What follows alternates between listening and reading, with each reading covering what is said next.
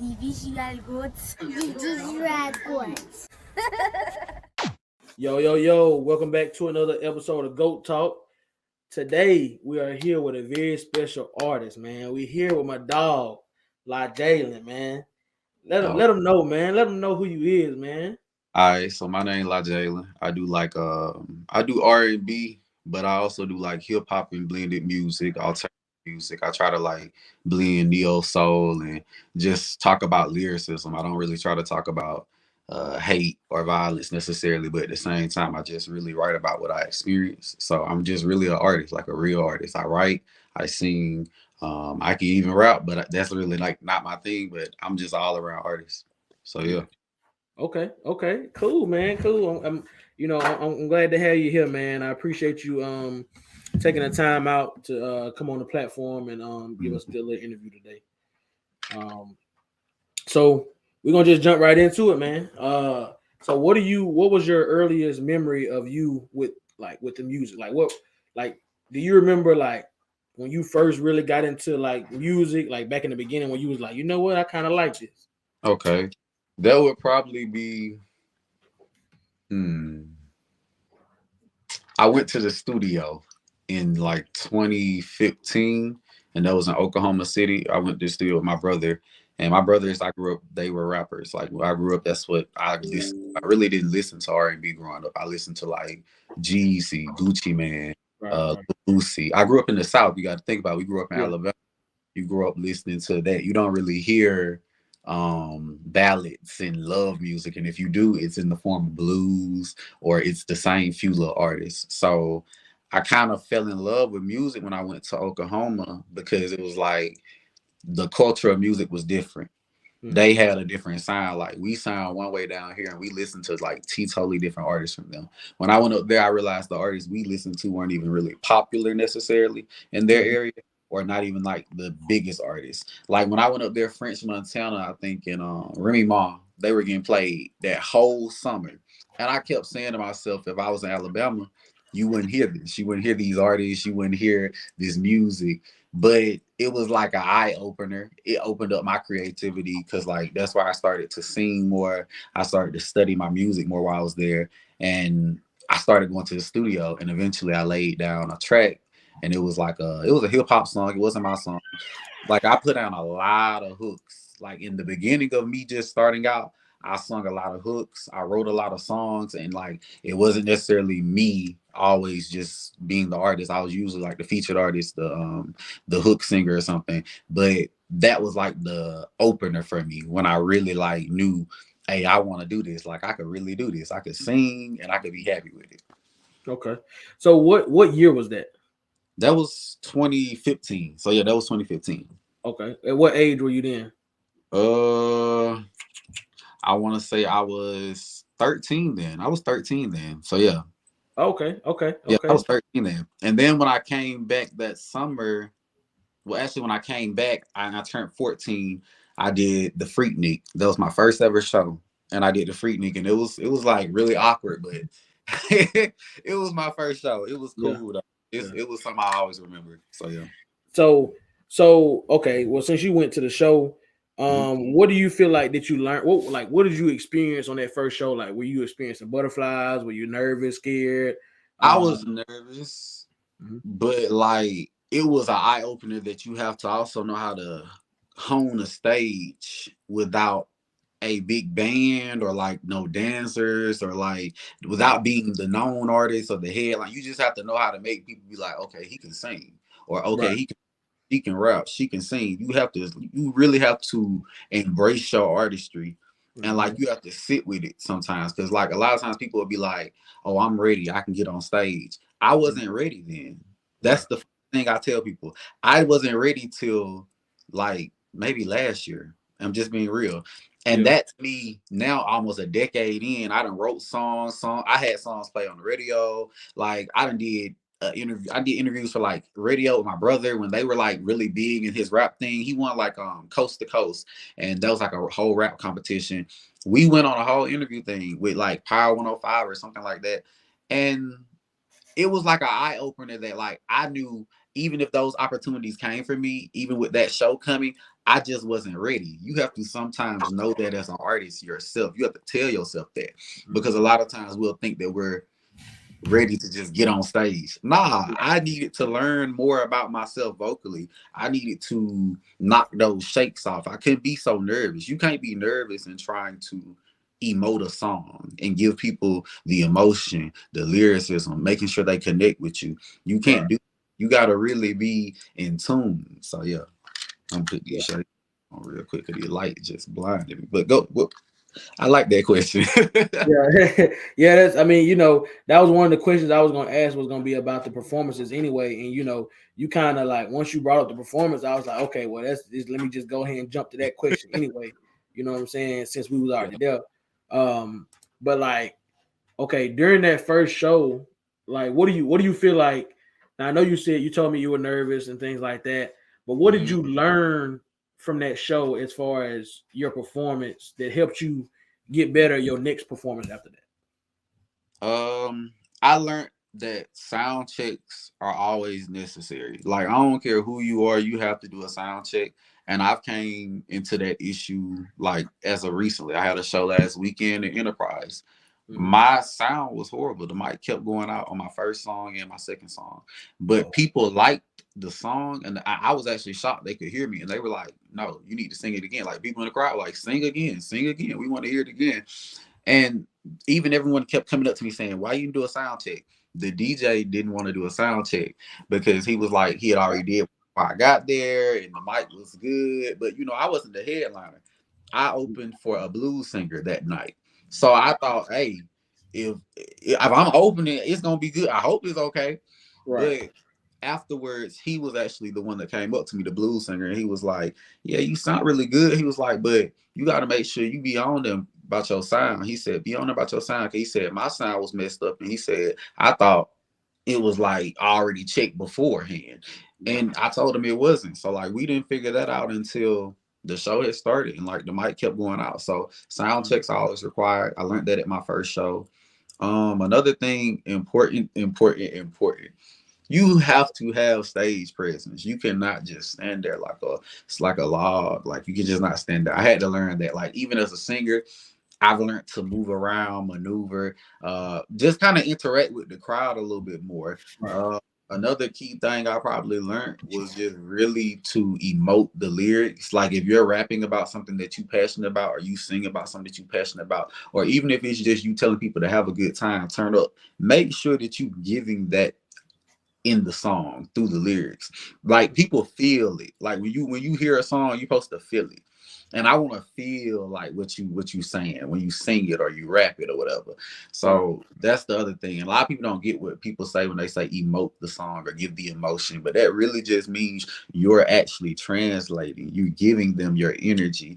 And Mhm. that's why I think music is so powerful. It's so powerful. Music Right. is so, but Yeah, yeah. I definitely agree with that because that's one thing about music, man. You can listen to music and it'll put you in whatever mood you want to be putting in, depending on what you're listening to.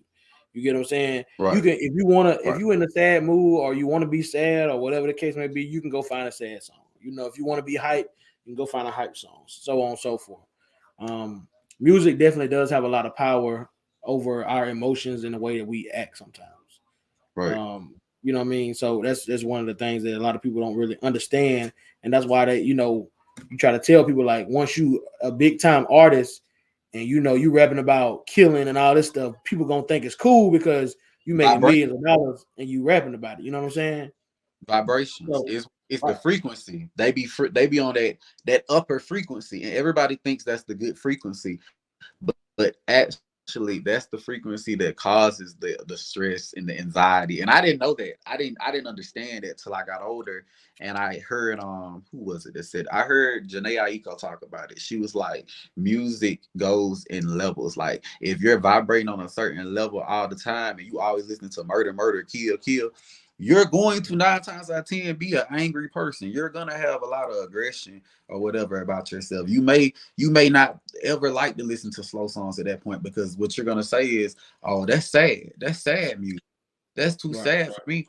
It's not sad music. It's just not murder, murder, kill, kill. It's a right, vibration that's supposed to just chill you out. You never gonna see somebody fighting and about singing a love song. Like, you not why would you fight during a love song? Like, you're just not gonna do that. But you're gonna fight if Nuck If You Buck come on. You're gonna fight if Set It Off come on. And the thing is, I love those songs, but I think music has got to a place where people are immature in the mental aspect, where they can't comprehend sometimes the lyrics, and also they can't handle that type of, I get it's like a, what's the word I'm looking for, because I it's like really, okay, so let me put it like this. In the 90s, singers wrote music about what they were going about through. Rappers really rapped about what they were going through. They were storytelling. You remember when rap was storytelling and people really took the time to talk about something? Right. Those people weren't walking through here just like not knowing what they were talking about, or just saying something off the wall. But now you can just go make a song about bubblegum and popcorn and some guns, and everybody is cool, but nobody's really like comprehending anything or getting anything from that. But when you listen to a Lauryn Hill song, or you listen to a D'Angelo song, or you listen to X Factor, you're actually hearing a message. She's saying, I love this person, but this person has done me wrong, or whatever. Like they're giving you stories, they're giving you messages. Right. People can't comprehend that no more. People can't do that no more. Like, if you get what I'm saying, they don't make music where people do that anymore. I don't think people. Well, some people do, but the people that make that music aren't your most famous people, because they glorify the killing and the selling of drugs and things like that. And sex. So, I think sex is big. Yeah, definitely. I forgot about that. Sex is how you sell R&B, because I'm just gonna be real with you. I won a competition. It was called Alabama Musical Awards case. You know what I'm talking about? Yeah. And I had one that I was supposed to do their red carpet and all this other stuff hosted. Like, I had one where like they had reached out. I actually did the videography at the event. You know, the guy who owns it. You know, me and him been doing a lot of business together. Zeus, yeah. Yes, he had so they had reached out to me about doing music, and I'm gonna be real with you, like, because I'm gonna be real. Like, anybody that knows me, like, if once you learn like about me, you're just gonna be like, oh, he's real transparent. Like, I'm very transparent about things. And a lot of people had reached out to me after I won that, but even before that, beforehand, because I don't know, like, I'm one of those people, like, I'm very decisive about what I do, because I know, like, the power in certain like positions and roles. Like, this is a good opportunity, here and speaking with you is a good opportunity. And when I did it that day, a lot of people don't know, but like the people that were with me that day, I was just supposed to come and be support for a friend, and I ended up being entered. Like, they were like, just enter. So I entered last minute, and like I had song that day. I think I had a show that day, and I thought like I sound horrible. I'm gonna be real with you. I felt like I sounded horrible. I felt like it was so many talented people there, and that's me, because I'm always gonna give people they props. You feel me? Right. It was talented people there. Like, even the people to me that came in like second and third, I was like, y'all got second and third. I'm like, all these other people here singing and rapping down, because I'm big on like just talent. And when they told me I won, I was grateful for the opportunity, but I started hearing so many things from like the produce, like I guess it was like the different people that were there and different people that saw the post or saw that I had won.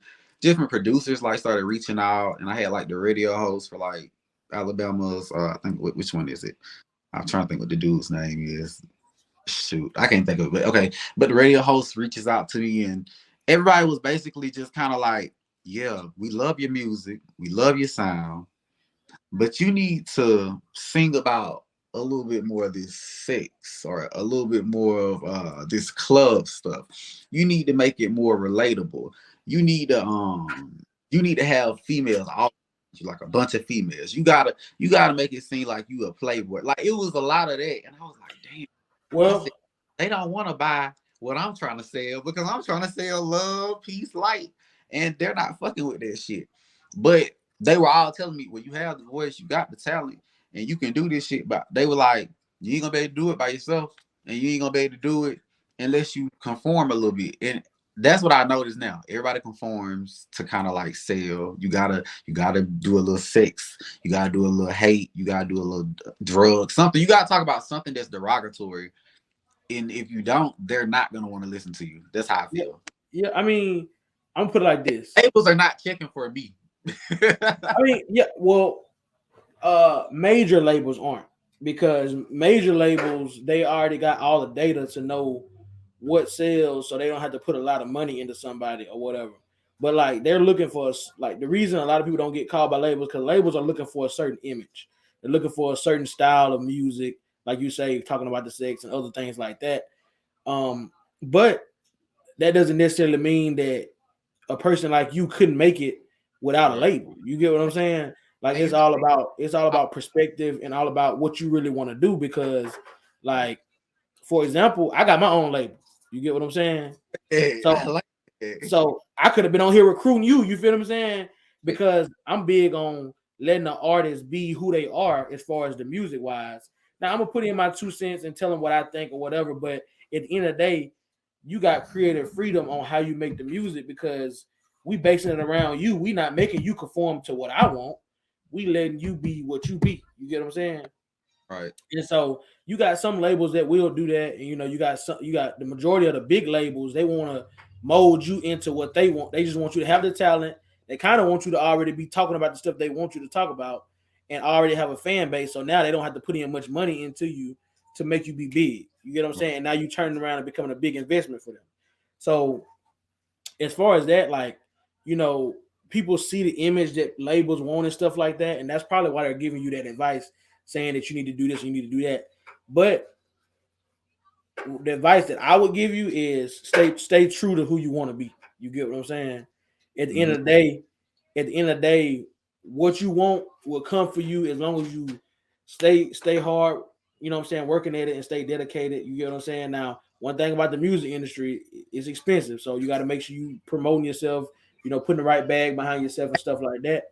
And but like, this is just me talking from my experience that I done had. You get what I'm saying? Right. You know, I know you're around 21 to 22 or whatever, and I'm 31.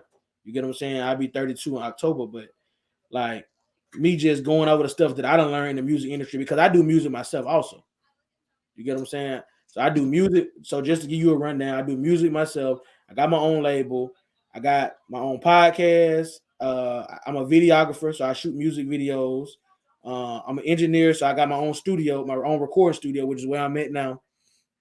Um, and I also do credit repair. You get what I'm saying? So I'm doing a little something of everything. You get what I'm saying? But I always still got a passion for the music, and that's why I'm still doing like the artist interviews and stuff like that. You get what I'm saying? Putting it on my videography channel. My videography channel got like 2,500 subscribers. You get me? So all the people that's I, following that page, you know what I'm saying? I, All the people that's following that page, they can see, okay, who was like Jalen? Okay, well, shit, let me go fool with him. You get what I'm saying? And so now it's just, people getting new fans and all that type of stuff, whatever. So, you know, but yeah, definitely, man. So I guess let me jump to the next one. Let me jump to the next question. So, who do you feel like are some of your biggest influences as far as the music? oh, this the question I was hoping for. Okay. Um. Now I'm gonna give you five because these are like literally five. I have to say these five together. So I'm gonna say the first one because people don't like to admit it, but I have to say it because it's because of the lyricism. I say R. Kelly because he's one of those people who doesn't know how to communicate unless it's through the music. And I've learned that not only from just hearing it from his friends and peers who knew him personally have said it, but I've learned that just watching how he did right in the storytelling that he does. And a lot of people don't understand storytelling is really hard. To write what you're going through and put it out there and sing it, that's hard. Yeah, Especially it's when it's hard, like emotional, and it's something that really sits with you. Because I mm-hmm. have a whole EP I've been working on for like a whole year. Like I had a listening party, a little mini listening party, and I'm getting ready to have a big listening party. And everyone had kind of already heard little snippets, but the main thing everybody kept saying was, "Where's the Heartbreak record?" Because everyone knew I had wrote one. I had sung it acoustic for people at my show, I think like last year, and I didn't record it because it was so emotional. It was one of those songs that I had to sit with. So he was one of those people I would say is number one. And then I'm gonna say Brandy. as a singer because she is a singer, if you get what I'm saying. Like she's your favorite singer because she's one of those artists that took the time to create and understand what it meant to stack vocals and layer and go in and put these ad libs in these little places and things. And I kind of pair her and say it's really her Rodney together. If you know Rodney Jerkins, they're like a duo to me because he's one of those producers I look at like, oh, this dude is spectacular because I write the song myself, I sing it, and I produce it. So I understand and I love the fact that he's so just talented at it. So Brandy's number two, and probably Michael Jackson because I aspire behind some of the things he did in success, and I like the way that he maneuvered in his career. So I admire that very much. Like I really do admire that. The next one would probably be Prince because Prince was also one of those people who was big on ownership. Masters, as you know, like owning your masters. That's why I own my own publishing company.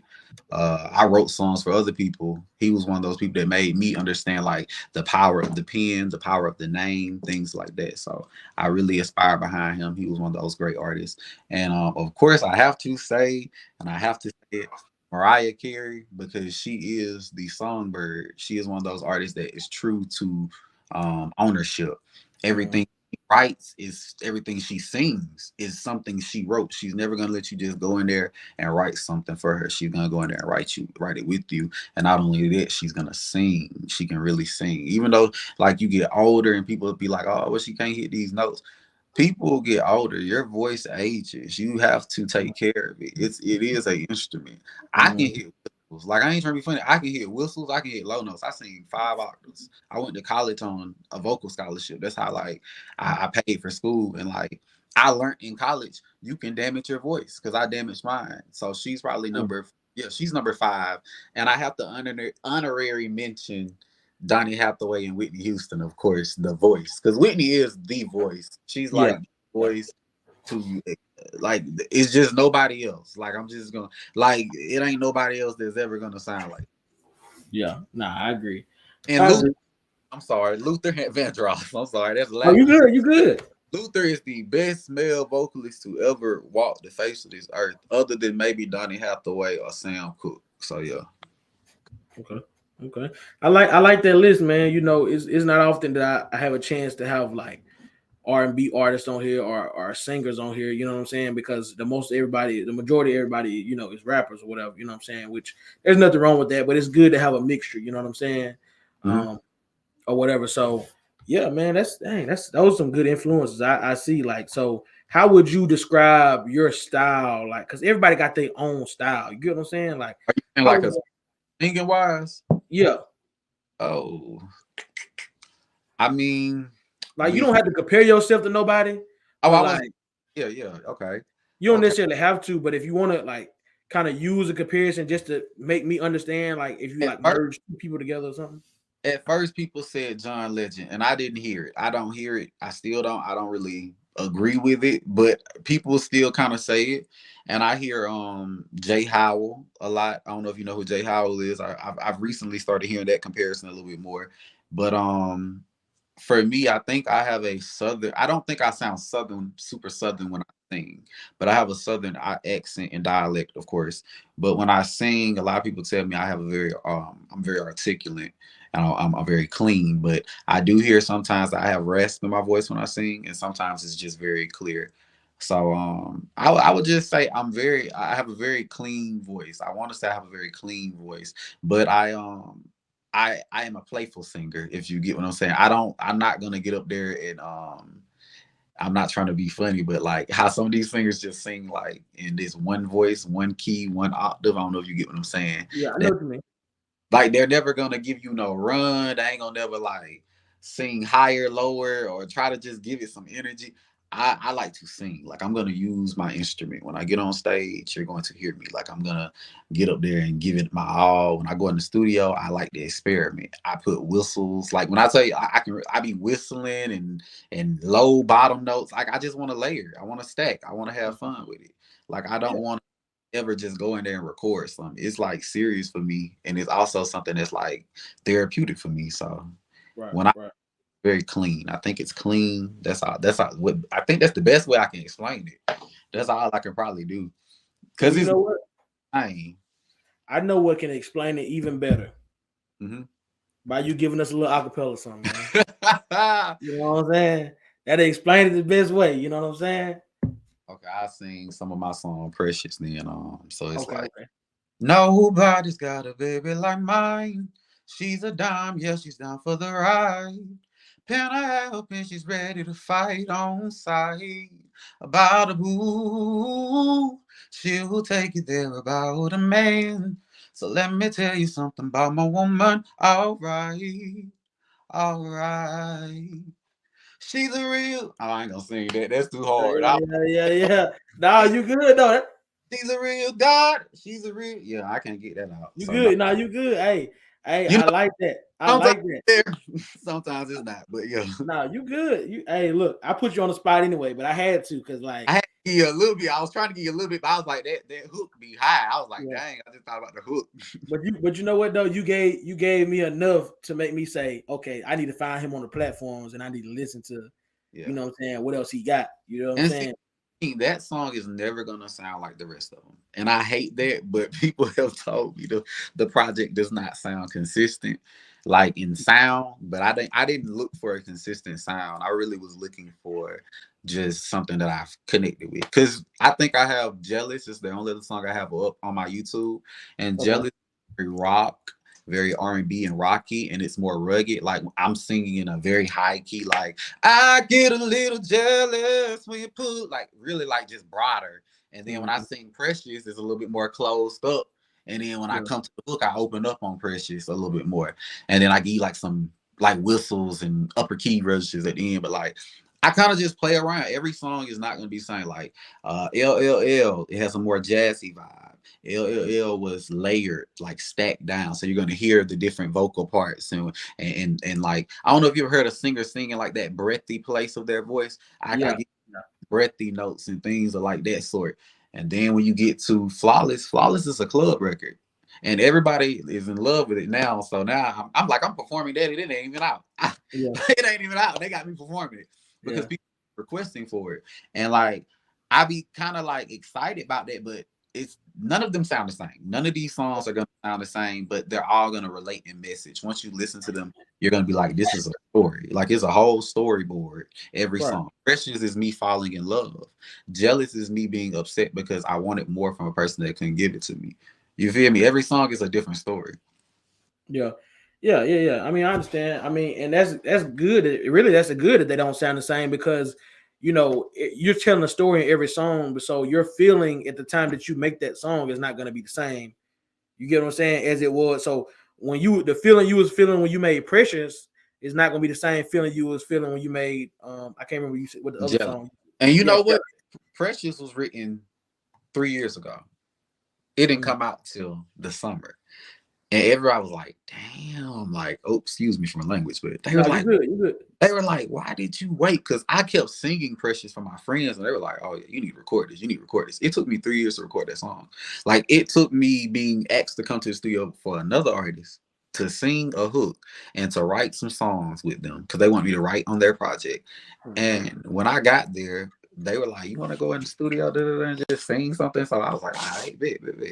I played the beat for Precious. I had the beat like for 3 years now and went in there and I just laid the song down and it flowed out. Like I did one take on Precious. I did one whole take, and after I did that one whole take, I think I only went back in and put those little high notes on the end. But like that was 3 years.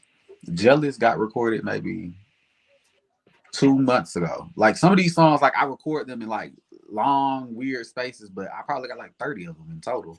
I probably got like 30. I feel like I moved on from like I've moved on from the project in general. Like I'm ready to drop it because it was what I was feeling when I was going through what I was going through for the past 3 years. And like now I don't feel that anymore, but I want to get it out because when I get it out, it'll make me feel better.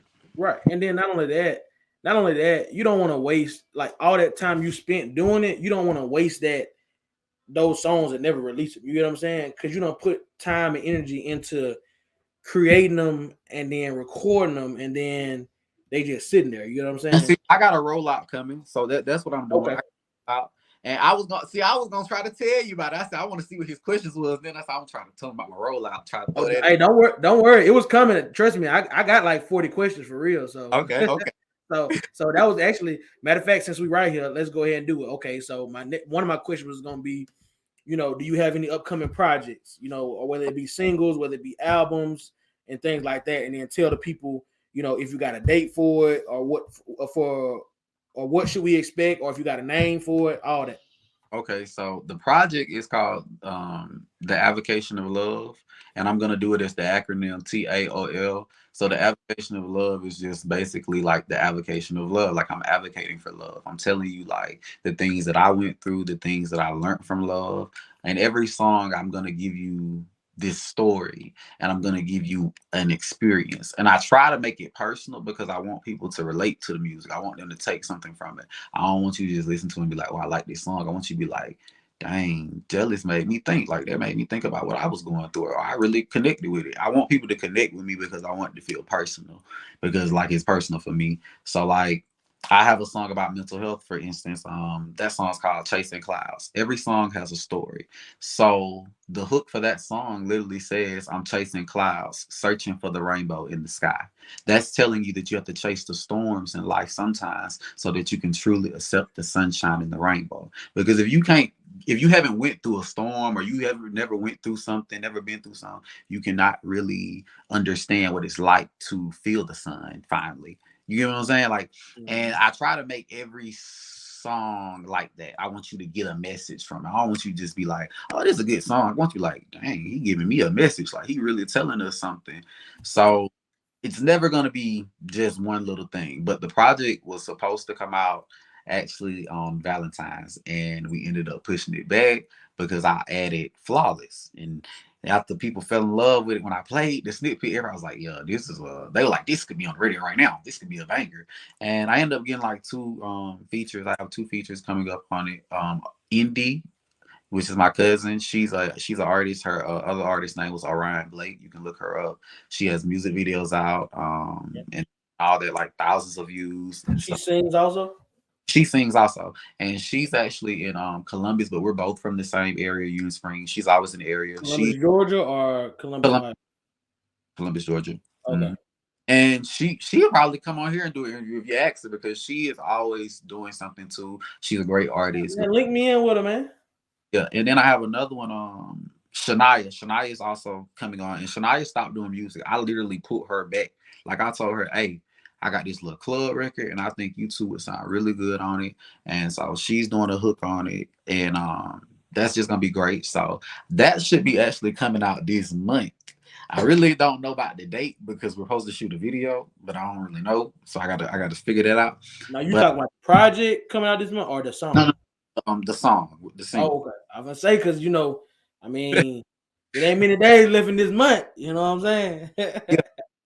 So I'm probably not going to drop the entire EP until maybe May because people keep telling me I need more time in between the singles. And I'm gonna do a video for Precious that's coming out in May also. We have a video for Jealous coming out. We have the video for Flawless, of course, I said coming out. So it's only gonna be 3 visuals. And I have some shows coming up, but I'm actually putting together a promotional tour because I've had like all these different management people reaching out to me as of recently. So I'm kind of like I've been weighing my options with them, really talking to like a lot of different people. And I have like one show set up with one of them right now. It's in Dothan. It's at the Uptown Jazz Club if y'all want to come. And that's on the 2nd of May. And that's like a very it's one of those, adult clubs, if you get what I'm saying. Like like they asked me to sing, they told me it's a 30 and up range, like kind of more there. So I knew at that point I had to kind of atone and sing kind of like some blues type. Yeah. But they know I'm not singing. See, I'm not no blues singer. They know I'm not singing blues. Yeah, I mean, but they ain't expecting you to come in there and spit no bars. Like they nah. They know you coming to sing. They like Precious. They want me to sing Precious. They want me to sing Jealous, and they want me to sing. That's when we sing 30-minute set. I'm the headliner, so they want me to sing a 30-minute set. Is so it's 30 minutes. Yes, 30-minute set. So I my tea that day and making sure I'm walking around the house hitting my little notes and stuff, but. So that's gonna be cool. And then on the May the 3rd, I'm supposed to do a car show, and this is a car show that I believe is hosted by Corey Pritchard. He's from Union Springs. That's my hometown. He's actually my cousin, one of my distant cousins, but he'll be down there if I'm correct. I think that's on May 3rd. Now I don't know if I'm gonna do it yet. I'm trying to make sure I'm gonna do it, but I've already You doing a 30-minute set the day before. That's crazy. Ooh, your voice, man. I don't know. You feel me? And then literally on the 5th, I have another show.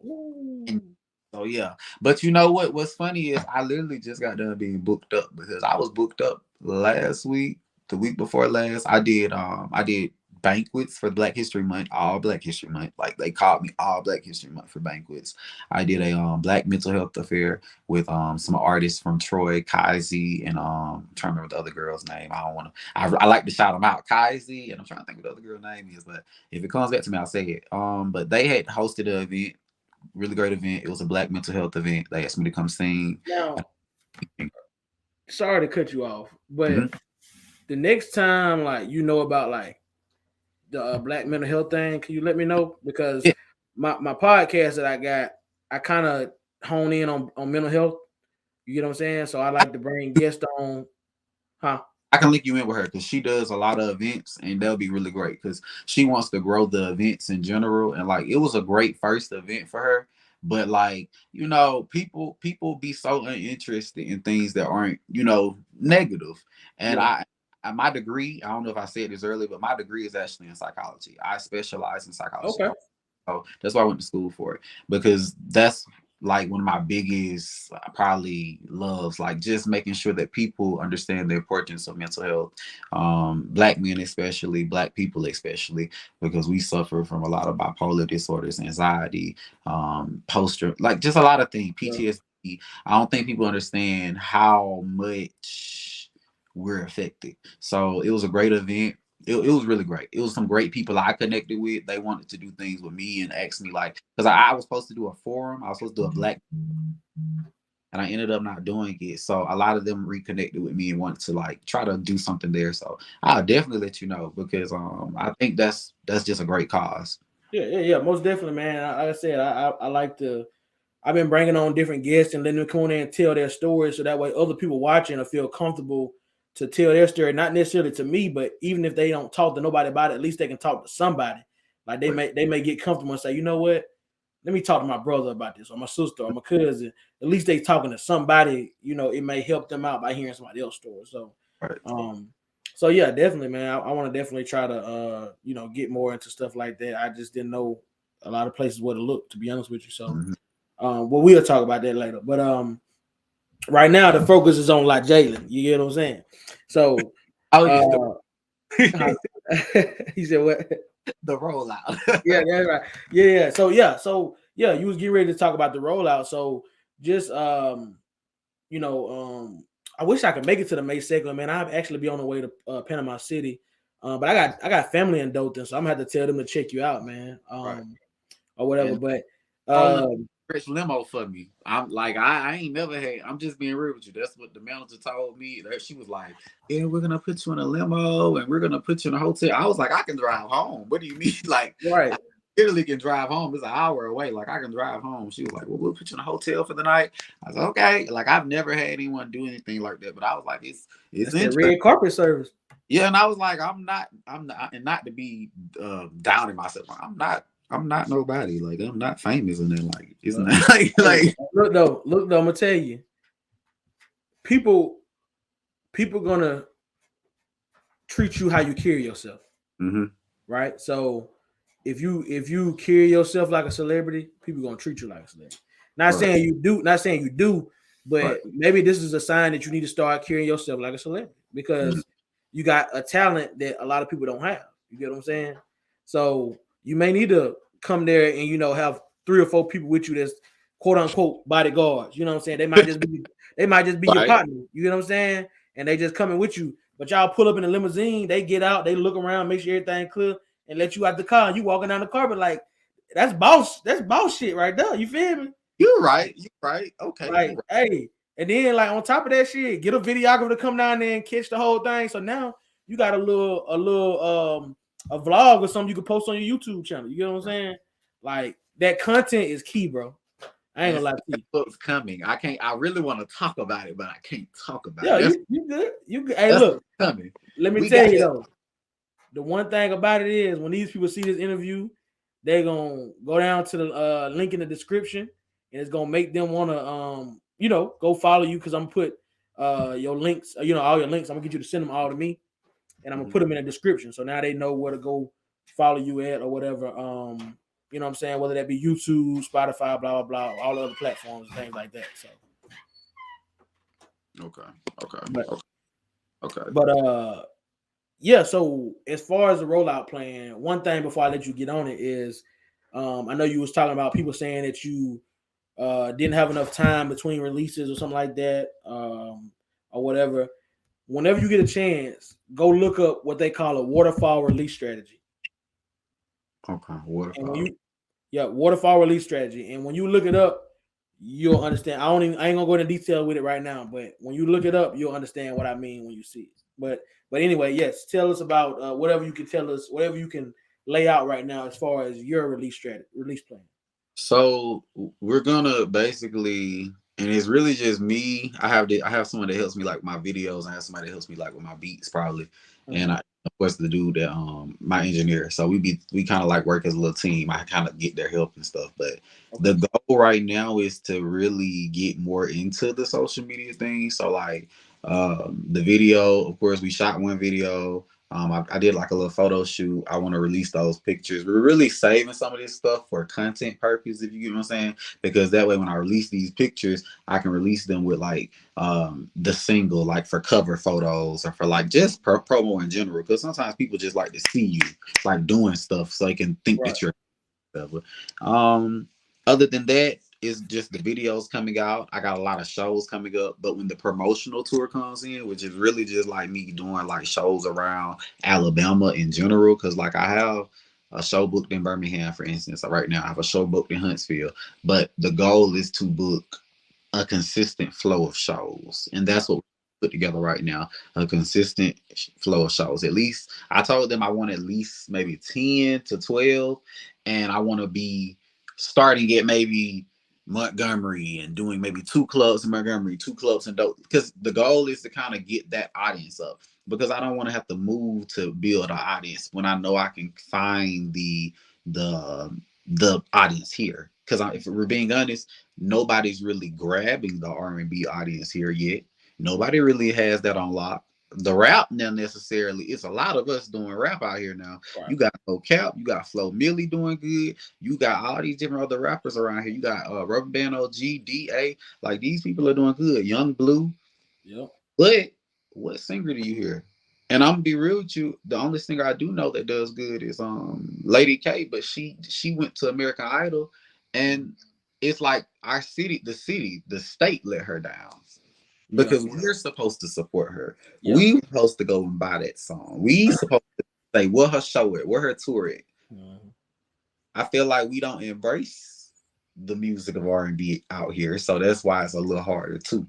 If I'm being honest, that's why it's a little harder. But that's the rollout plan. The rollout plan is to really go in full blast with promotion and kind of just being out there and being seen.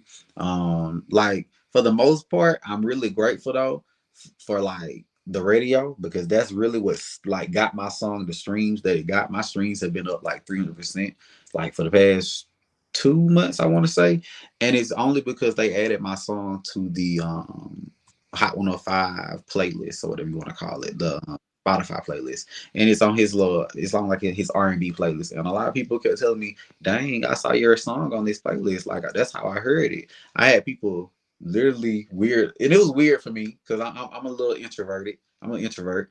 It was weird for me, but I had people literally like adding me on Snapchat and on like Facebook, like my personal Facebook. I have an artist Facebook, my personal Facebook, and I'd be like, why are these people adding me? And they would inbox me and be like, are you Elijah Jalen? Like I can't make this up. Like happened yesterday. Are you Elijah Jalen? And I'm like, why are you doing this? Like I'm not nobody. I keep saying this to people. Like I'm not nobody to be doing this to. Well, like the thing about it, bro. So 2 things. One is now that you're on that playlist, this really will be a good time to drop that whole album or EP or whatever, because the people that like that song, they're waiting for more music out by you. And you said you only got one song released, right? Because the other song "Jealous" is just up there, but it's not really released on my Apple or Spotify. I was gonna drop it, and I ended up just putting it up on YouTube. And I don't know why I did that. I just said fuck it. I don't know. I just did it like that because honestly, I didn't know if I was gonna keep it or not. So I said, let me see how people feel about it. So yeah. Yeah. And then the second thing was, man, like you'll be surprised, man. Like people want to. It's a lot of people that want to see people succeed and that they want to be able to like be a fan of you. You get what I'm saying? So Right. you may keep saying that you're not somebody or whatever, but to a lot of people you are somebody. You get what I'm saying? Like Mm-hmm. and I'm gonna go back to what I was telling you about me doing the music, right? Dude, I can show you measures right now where people follow my artist Facebook page and they'll go in there and they'll literally message me. Like one guy messaged me from Ghana and he was like, man, he was like, now that DMX passed away, you my new favorite artist. I was like, That's dang. that's You feel what's what up. I'm saying? Like just hearing stuff like that, like dang, like DMX was your favorite. He said DMX was his number one artist and I was his second. He said now that DMX passed away, I'm his number one artist. And I was just like, dang, just to hear that coming from another person, you get what I'm saying, is Right. it's crazy to me. You get what I'm saying? But stuff like that, bro, like you may say you're not nobody, but to somebody you are somebody. You get what I'm saying? So don't ever I think it's humility. I ain't gonna lie. I got a lot of humility and I got a lot of humbleness because I be like, man, I just don't want to ever be big headed about it. Like even if I am to blow up, and people tell me not to stifle my success. Like I've heard that a lot. Don't stifle your own success. Like don't say you don't want to be super successful. But I've always told people I don't want to be the most famous person in the room. I'm not trying to be the mega superstar. But at the same time, I do want my message to reach everybody. And I understand that when your message reaches everybody, it's hard not to be the mega superstar or to be super famous or to deal with those type of things. So I think that's why I'm also learning I have to be on social media. I have yeah. to I have to be posting and just aware in that way. And that's just never been me. So I'm learning. I'm learning. Like it is a learning process because I what I think is a true definition of like a '90s artist. Like I would not tell you nothing else. Like we I'm just gonna sing these songs and go home. Yeah. I Like mean, that's how I feel. I'm yeah, just gonna sing these songs and go home. I'm trying to grab my charger now, but go yeah. ahead. Nah, I definitely understand that, man. It's like I said, like you said, it is a learning process, man. And as long as you dedicated to it and you got a plan of what you want to do, bro, and then you got that right team around you that's gonna help you push and get to that point, it ain't nothing that's gonna stop you. You get what I'm saying? Like you can stop yourself before anybody else stop you. You get what I'm saying? Right.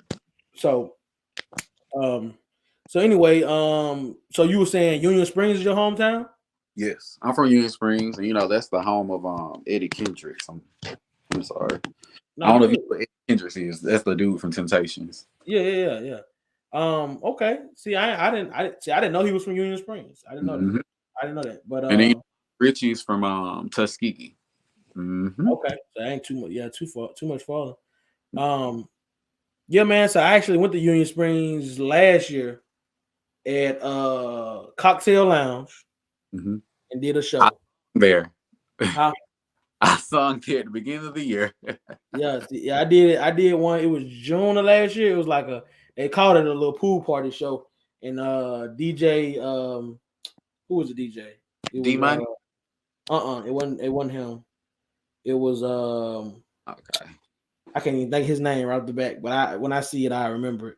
But anyway, yeah, I did a little show up there. So I know where Union Springs at, man. That's cool. That's cool. Okay. Yeah, that's my hometown. Like I'm really, and I want to say like I'm from there and I'm around there, but honestly, I went to Pike County, which is a whole nother different area. Okay. Okay. Yeah, Okay. that's a whole nother different area. My charger Um, was. um, so what do you feel like is the hardest thing about being a artist? Hardest thing. Mm-hmm.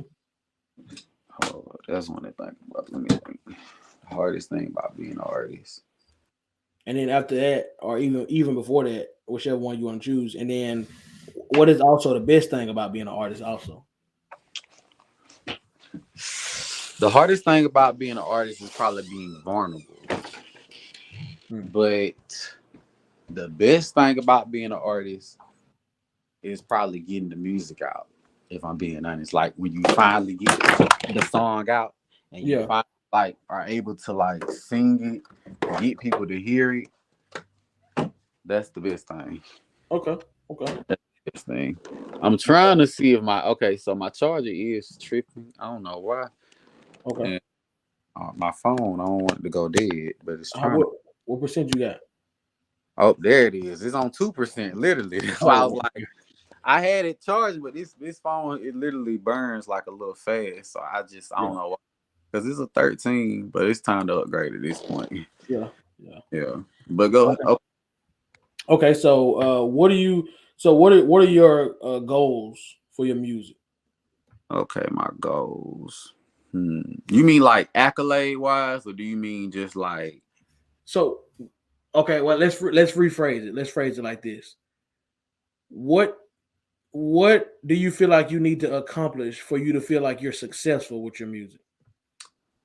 Honestly, I okay. So now I'm gonna give you the short term goal then, because that's like saying what my short term goal is right now. The short term idea that I'm trying to like hit on right now is I want to be able to do a show that can at least pack out at least 1,000 to 500 people. I want to be able to do at least 20 of those in a month time. If I can do that every year for the next 3 years, or if I could do that just this year alone, that's enough success for me to not only say like I'm making some money in a sense while I'm selling some tickets or something, and I'm actually out here doing it, but also that's successful enough for me to be fulfilled in a way. Because for me, music is fulfilling, and like I guess it's not just about the money, but if I can monetarily make money off of this also and still be happy and content with what I want to do, that's great for me, Mhm. because I don't want to do anything else but sing probably for the rest of my life, in all honesty. Okay. Okay. That's actually a pretty good goal. You know what I'm saying? Nobody really ever explained their goal in that way, but um that's always pretty good. And speaking of monetary, speaking of making money, do you got any merch out there for these people to buy? Oh, you know what? I actually don't, and people keep telling me I need to drop clothing because I actually be making clothes and stuff. Like I used to be into clothes so much, like fashion and stuff, but then I kind of like, I guess when I started back doing music, I went through depression. And Mm, I stopped dressing up. I stopped making clothes. It was just about the music. I sat in my house and I probably didn't go nowhere. I went to work and home. Like my friends, they stopped seeing me. Before that, I was the party person that like I had the parties at my house and I would invite everybody over. I always get a vibe. We were always going somewhere. And like I just kind of stopped. Like I was making clothes then. Like I could have sold clothes. People used to try to buy them from me, and I used to be like, yeah, I'm create a line and stuff. But I can say this. Me and my cousin actually got together this was I think on Thanksgiving, and we actually started to make something. So we've actually came up with okay. like a logo. We came up with some clothing ideas. She didn't like bought the iPad and trying to get me to sketch stuff out again. So I'm getting back into it because I don't want to just do music. And a lot of people don't. A lot of people may be like, "Dang, he just want to do everything." But like, I have other aspirations and other talents too. I Yeah. actually, when I first went to Oklahoma, I wasn't in Oklahoma to sing initially. I actually went to Oklahoma because I got signed to a modeling agency. You can look up the modeling agency. It's called John Casablanca. If you ever look it up, it was like it was a modeling and acting agency, but it was like for young people. Like they had people from Zoe 101 that had got casted off of shows and stuff that used to work there, like different stuff like that. And when I first went in, they were just like, well, actually, the lady saw me in the street. This is so random. She saw me in the street, and she literally walked up to me and was like, "Oh, you have this beautiful skin. Like you have this chocolate. Oh my God, it's just so da da da." Yeah. And if you want to look on my social media, some of the pictures, I think on my Facebook, I have some of my modeling pictures on there. Like I was a real model. Like like for ads and things like that, clothes and stuff.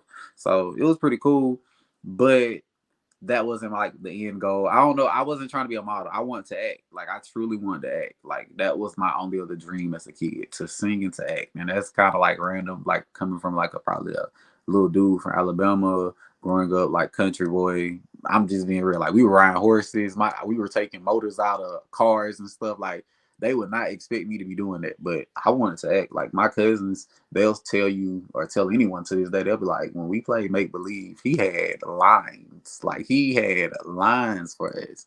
He had a storyline. This nigga, like, once again, gotta stop saying words. But he was saying, I was like, I was like a director. It wasn't even like we was playing make believe. I'll be a director, if you get what I'm saying. Like I've nearly left his like, oh, don't say it like this, say it like this, do it like this. And as I got older and I got into what was the class called journalism, and I learned about writing, and then I really wanted to write. So I started writing scripts, and like I started writing storylines and movie ideas and stuff. And I even auditioned for like shows and movies and stuff. I've auditioned for I can tell you what I auditioned for. I can tell you one of them I auditioned for, because one of them I can't say because it's kind of like still in the air, I guess. So I've auditioned for like Riverdale. I've auditioned for Okay. Ozark before. I've actually did background work on Ozark before. It was actually pretty cool. It was a pretty cool experience. Like a lot of people don't really know what it's like when you actually go do background work or when you go on a set or something. But it's a really cool experience. Like I really recommend, if you want to be an actor, try background work first so you can see what it's like, because they treat you so well. When I tell you they treat you so, like at least Netflix treated us well. I'm just gonna Oh say yeah, that. Netflix the GOAT anyway. They're gonna treat So, everybody well. when I arrived, we had parking spaces. I'm a background. You hear me? I'm a background. We had parking spaces with our numbers and stuff. And I had a dressing room, like a real dressing room, like a real dressing room. On top of that, they like everybody goes to wardrobe. Everybody gets their hair did. Everybody's getting touch ups. Like you're gonna have to put makeup and all that other stuff on. Like it's just a lot. It was a whole lot. And I had my afro then. I didn't have my twist. And like they were like, well, you can't have your afro for the scene. You're gonna have to braid it down. Like they're very particular about looks, just a lot of things when you do acting and stuff. But it was a great experience. Like I got to meet the people on set, like great actors. Everyone was cool. Everyone was really nice. Nobody was like mean or uptight or nothing. They shot the episode at like a restaurant in Atlanta. It was like a random restaurant in Atlanta over by Top Golf. If you know where Top Golf is in Atlanta, you probably know what I'm talking about. But it was a great experience. Like when I tell you it was a great experience. The food though, I don't know if people know this. The craft services at any movie or any TV show, they are literally serving everything.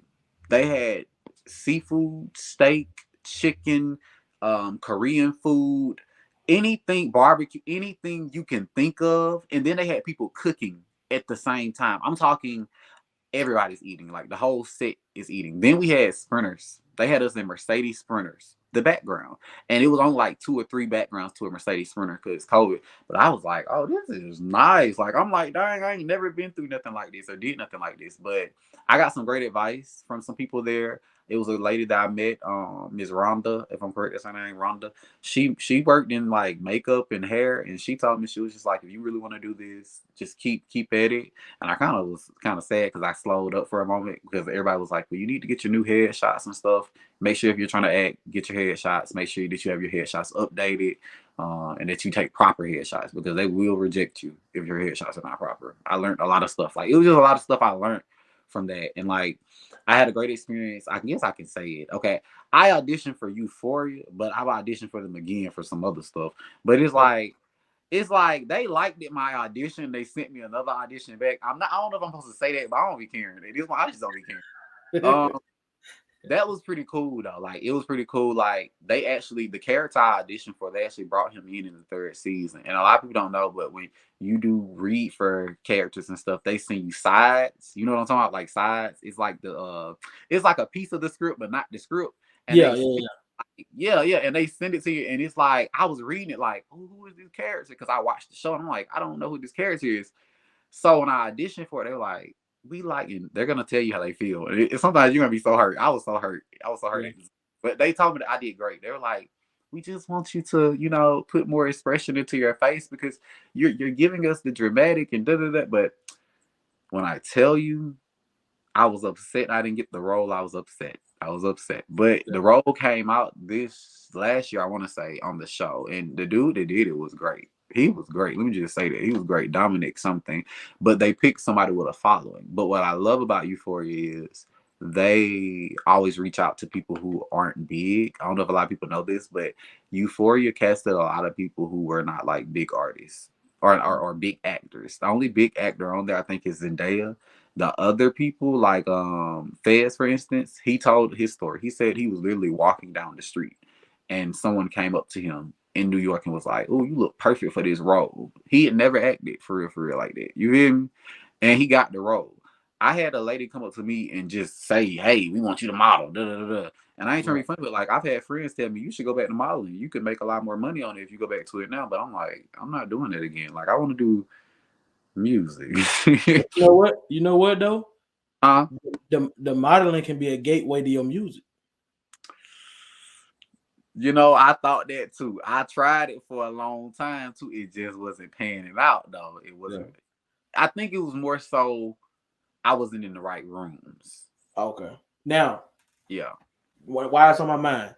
What you need to do is now that you want to do the acting and stuff, you need to start talking to the music supervisors so you can see about getting your songs put in them films and you can make some real money. Because that's where the real money come in and they'll pay you $20,000-$30,000 to put your song in they movie. And you'll get paid royalties on after that. Okay. Okay. So music supervisors, make sure when you go around there, try to find the music supervisor and chat with him or her or whatever.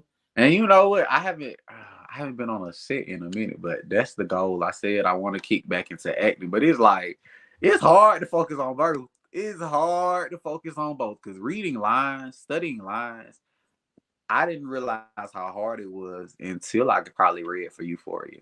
Like you really have to sit there and like make sure that you got them lines down. And they may not necessarily want you to have them all word for word. A lot of times they really just want to make sure that you have a consensus of what they're talking about and that you're emoting that are on the screen. So like when you do self takes, and I hate doing self takes. Self take is when you're by yourself, but you have maybe like someone reading the other line on the other side for you. Mm-hmm. You have to literally act with yourself. It's nobody else there for real, because the other person just reading. They're not really giving you no emotion. It's not like a real scene. So you're acting with yourself. You're and keep in mind you're on camera. You don't know how you looking. Like it's a lot to think about. It's a lot because I did a lot of retakes. But you know what though? I don't know. Like just me listening to you talk, I feel like what you just described, that's you anyway, because earlier when you was telling me about your music, about how you try to emote in your music, like, and it's the same thing with the acting. You get what I'm saying? So I kind of feel like that just fit you right. You know what I'm saying? Like that's right up your alley. You know what I'm saying? But I'm not good at comedy. That's the problem. I learned that. They told me I'm on, and like I've gotten that from a lot of directors You now. said comedy?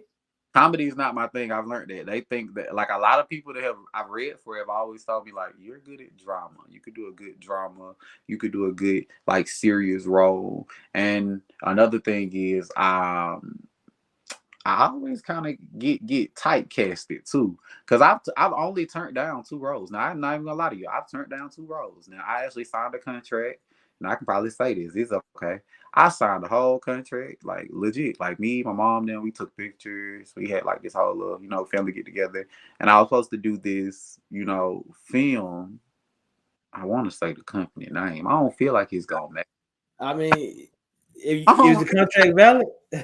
Let's just say the company has TV in the name, like their company name. You know what I'm talking about? And a number. It's TV and a number. Okay. Okay. I'm just gonna leave it there. But anyways, so I was supposed to do.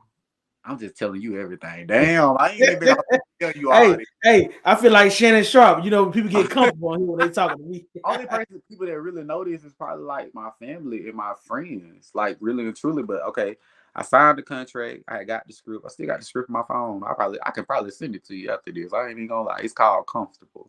But when I got the script, I initially was supposed to read and be this one character, and that's what the character that we had agreed upon. That was the character that was in the contract or whatever.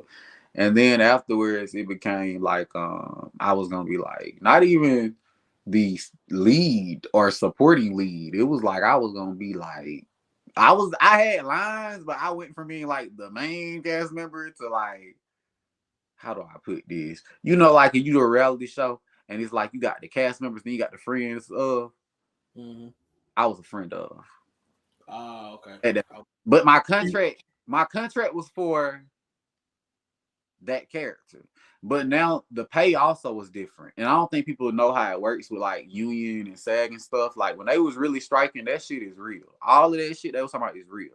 If you really want to know, these people be paying folks like $100 and you'll be on set for like 12 hours. $100 and you on set for 12 hours. That ain't even $10 out. You get what I'm saying? Yeah. So imagine that I went from, and I'm just gonna give you numbers. I might as well just give you numbers. I went from probably getting like, and you gotta keep in mind, this is like a Lifetime type vibe type movie. You're not about to make no. And I want people to stop thinking that folks just making millions, because I learned that in that moment. They not getting $1 million deals every time. You're not getting no $1 million check every time. And I learned that from even talking to people that already got casted, because I still got to talk to the cast and stuff, of course. I was gonna make maybe like 30, 40K.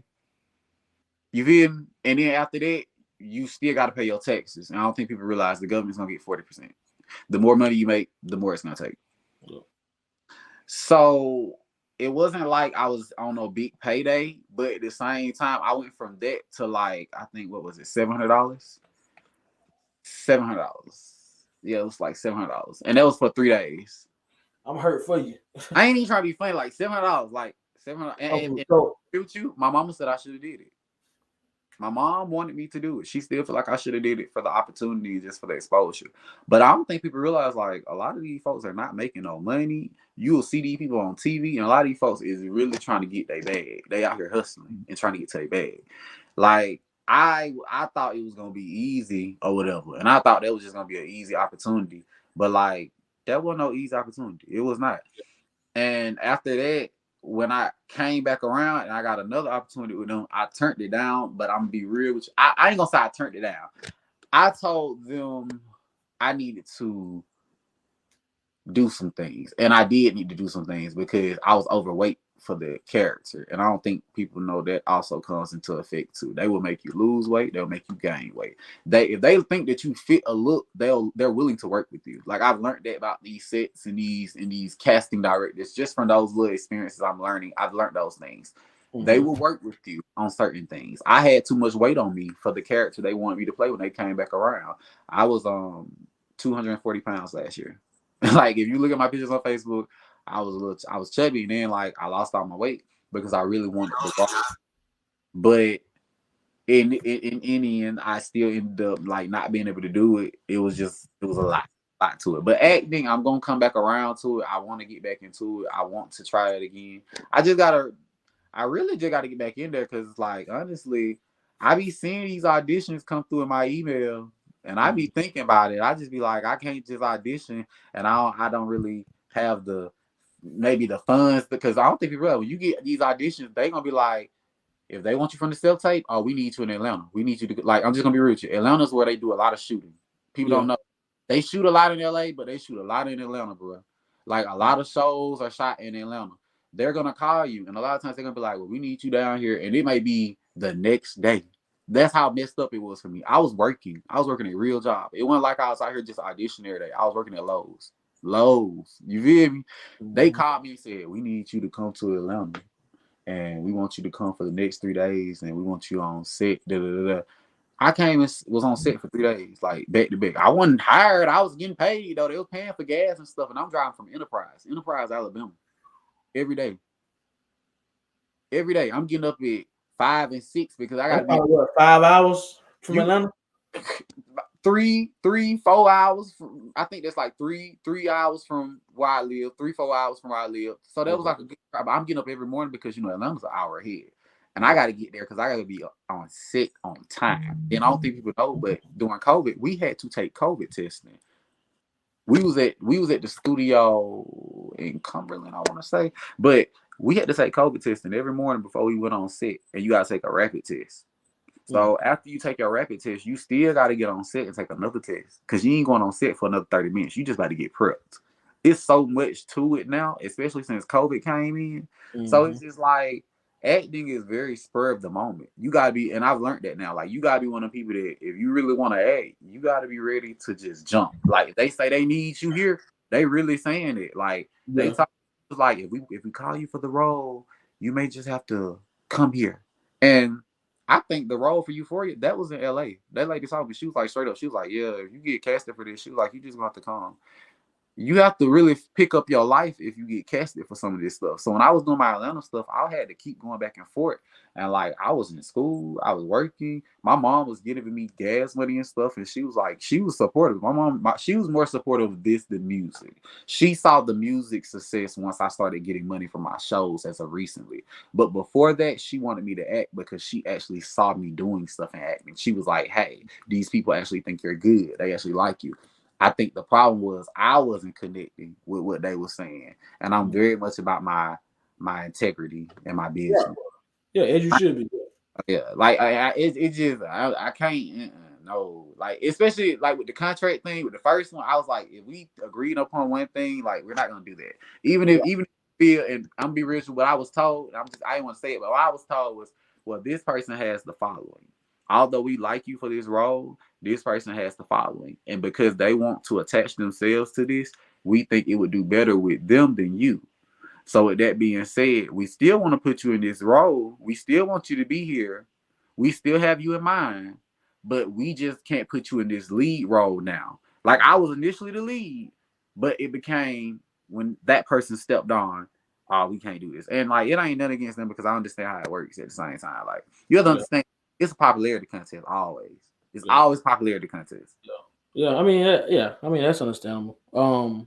So you know, before we get out of here, I just want to ask you, you know, is there anything that you want to tell anybody that's watching, you know, anything you want to say to them or anything that you want to tell any up and coming artists or anything like that? Just that you can do anything. Like you can do anything. Like I truly learned that just kind of living. I had to live. You have to live.